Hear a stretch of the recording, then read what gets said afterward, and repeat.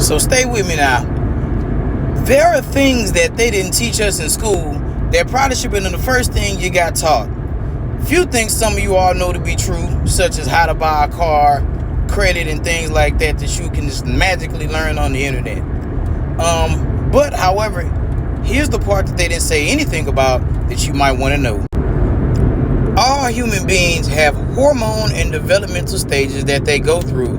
Now, while they touch on it lightly in school, they never tell you the mental and psychological ramifications involved with the decisions you make physiologically or chemically with your body in the ages that are prepubescent.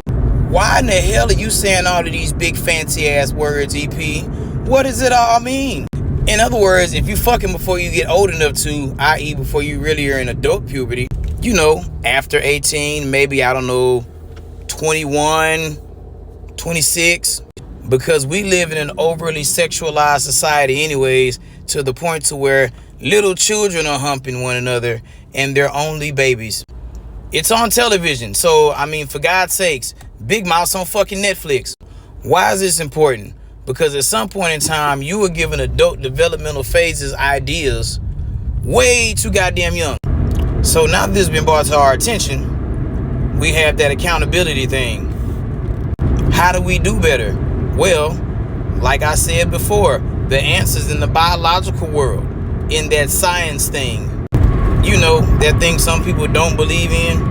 Maybe, just maybe, if we knew the basic anatomy of one another before we started to dealing with one another, we would have a good understanding of how not to piss each other off. Then maybe we can get along with one another. But I digress. There are developmental stages that all human beings have to go through. And whether or not you're privy to this knowledge doesn't mean that the process didn't happen, because it has to happen, because it's synonymous with growth, just like pubic hair.